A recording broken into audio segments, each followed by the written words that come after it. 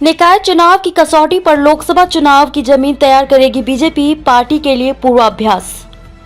नमस्कार, मैं स्वागत करती हूं आपका यूपी न्यूज 24 में। आइए नजर डालते हैं आज की एक खास खबर पर। नगरीय निकाय चुनाव की अधिसूचना के साथ ही प्रदेश में चुनाव का बिगुल बज गया है। भाजपा के लिए निकाय चुनाव आगामी लोकसभा चुनाव का पूर्वाभ्यास होंगे, लिहाजा पार्टी निकाय चुनाव की कसौटी पर ही लोकसभा चुनाव की जमीन तैयार करेगी। पार्टी ने विकास और उपलब्धियों के साथ राष्ट्रवाद के एजेंडे को धार देकर निकाय चुनाव में सभी 17 नगर निगम, जिला मुख्यालयों की नगर पालिका परिषद सहित बड़ी पालिकाओं और नगर पंचायतों में काबिज होने का लक्ष्य पूरा करने की रणनीति बनाई है। 2017 के नगरीय निकाय चुनाव में भाजपा ने 16 में से 14 नगर निगम, 198 नगर पालिका परिषद में से 70 नगर पालिका परिषद, 438 नगर पंचायतों में से 100 नगर पंचायतों में कब्जा जमाया था।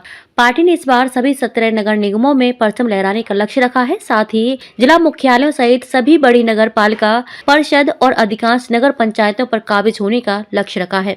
ऐसे में पार्टी के लिए नगर निगम में 2017 का रिकॉर्ड तोड़ना, नगर पालिकाओं और नगर पंचायतों में पहले से अच्छा प्रदर्शन करना बड़ी चुनौती है। इस चुनाव में 110 नई नगर पंचायतों का गठन हुआ है, वहीं 127 नगर पंचायतों और नगर पालिका परिषदों का विस्तार हुआ है। ऐसे में निकाय चुनाव भले ही कहने को शहरी क्षेत्र में हो, लेकिन इनके नतीजे का संदेश गांव और शहर दोनों तरफ से आएगा।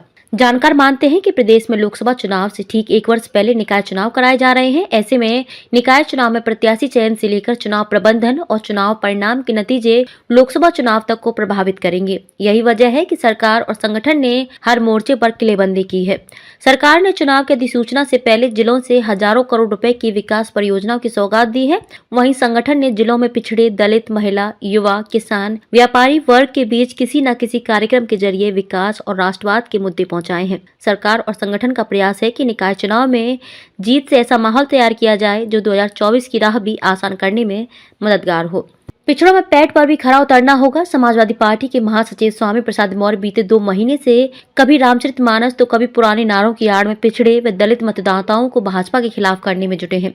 निकाय चुनाव से पहले ओबीसी आरक्षण को लेकर उठे विवाद में सपा सहित अन्य विपक्षी दलों ने भाजपा को कटघरे में खड़ा किया। भाजपा 2014 के लोकसभा चुनाव से लेकर अब तक सभी चुनावों, सरकार व संगठन में पिछड़ों को प्राथमिकता देती रही है। पिछड़े वर्ग ने भी भाजपा को एक तरफा समर्थन देकर डबल इंजन की सरकार को बरकरार रखने में अहम भूमिका अदा की है। उप मुख्यमंत्री केशव प्रसाद मौर्य, जल शक्ति मंत्री स्वतंत्र देव सिंह, धर्मपाल सिंह चौधरी, लक्ष्मी नारायण सहित पिछड़े वर्ग के कई मंत्री, भाजपा प्रदेश अध्यक्ष भूपेन्द्र सिंह चौधरी, महामंत्री अमरपाल मौर्य, सुरेंद्र नागर, सत्यपाल सैनी सहित पिछड़े वर्ग के भी दिग्गज नेता हैं। भाजपा ने पिछड़े वर्ग में पैठ बनाने के लिए पिछड़ों को सामान्य वर्ग की सीटों पर भी टिकट देकर निर्धारित 27% से अधिक सीटों पर चुनाव लड़ाने की रणनीति बनाई है। पार्टी किसी भी कीमत पर पिछड़े वोट बैंक में सेंधमारी नहीं चाहती है। भाजपा को निकाय चुनाव में पिछड़े वोट बैंक के बीच पकड़ की कसौटी पर भी खरा उतरना होगा। खबरों में अब तक के लिए बस इतना ही। फिर होगी मुलाकात ऐसी ही एक खास खबर के साथ। तब तक के लिए नमस्कार और बने रहिए यूपी न्यूज 24 के साथ।